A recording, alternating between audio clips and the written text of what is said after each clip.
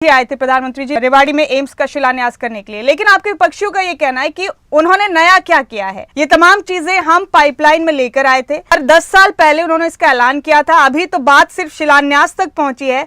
जो लोग कह रहे हैं कि पाइपलाइन में थी, उनकी पाइपें ब्लॉक थी, वो सरकारें थी पॉलिसी पैरालिसिस की। 10 साल देश जहां पर अटल जी छोड़कर गए थे, उससे बुरी स्थिति में सोनिया की मनमोहनी सरकार में रहा। वो पाइपों के अंदर ही रखते थे सारा सामान, क्योंकि पाइप के अंदर से लीकेज करना होता था ना, पाइप का दूसरे सिरे तक कुछ नहीं पहुंचता था, बीच में से ठुंगी मारकर लीक कर लिया करते थे और सारा का सारा हम भी खाएं तुम भी खाओ आओ मिलकर मौज बनाए की परंपरा थी। भारतीय जनता पार्टी ने आकर उस परंपरा पर तो रोक लगाई है, सारी पाइपें खोल दी। और क्या कहते हैं ये कि ये लोग कुछ किया करते थे। 54 साल 54 इयर्स ऑफ कांग्रेस का शासन जो रहा, केवल एक एम्स बना।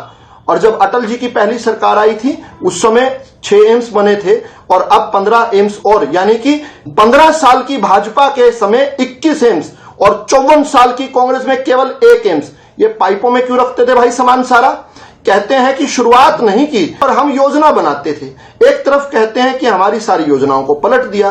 कितनी विरोधाभासी बातें हैं, लेकिन महत्वपूर्ण क्या है कि जनता के सामने विभाजन रेखाएं स्पष्ट हैं। जो लोग नॉन परफॉर्मर्स थे उनके विरुद्ध की जनता जो एक के बाद एक जनादेश दे रही है। एक तरफ मोदी जी का शानदार रिपोर्ट कार्ड है और एक तरफ विपक्षियों का घटिया, बेकार और बदनुमा ट्रैक रिकॉर्ड है। एक तरफ भारत माता की जय और भारत माता की विजय के उद्घोष हैं और दूसरी तरफ भारत तेरी बर्बादी तक जंग रहेगी और भारत तेरे टुकड़े होंगे के नारे हैं। एक तरफ सबका साथ सबका विकास, एक भारत श्रेष्ठ भारत, हरियाणा एक और हरियाणवी एक के गगन भेदी उद्घोष हैं और दूसरी तरफ भारत की बर्बादी तक जंग रहेगी के नारे हैं। एक तरफ पाकिस्तान से आकर आतंकवादी हिंदुस्तान में विस्फोट कर भाग जाया करते थे और सोनिया की मनमोहनी सरकार के दौरान गूंज सुनती थी ओबामा ओबामा उई मां, और आज पाकिस्तान को पाकिस्तान में ठोक कर आते हैं, हड्डी तोड़ पराक्रम करते हैं। गलवान के अंदर चीनी सैनिकों की हड्डियां तोड़ देते हैं और डोकलाम के अंदर आंख से अंगारे बरसाती भारत की सेना है। इन्होंने भारत की सेना को भी कमजोर किया था। केवल 500 करोड़ छोड़ गए थे ओआरओपी के लिए।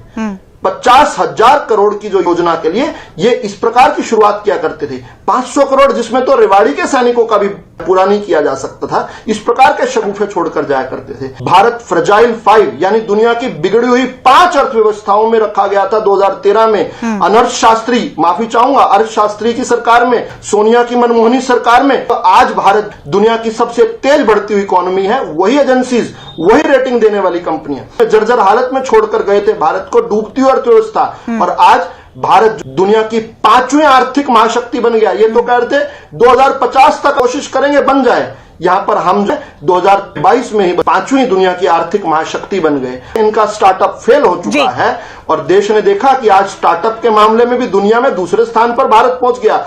भ्रष्टाचारी थर थर कांप रहे हैं, एक दूसरे का हाथ पकड़े पकड़े गठबंधन बना रहे हैं, जिनके खाते फ्रीज हो रहे हैं, जिनकी नीति नदारद है, जिनके नेता फ्यूज बल्ब हैं, उनको इस प्रकार के गठबंधन बनाने। लेकिन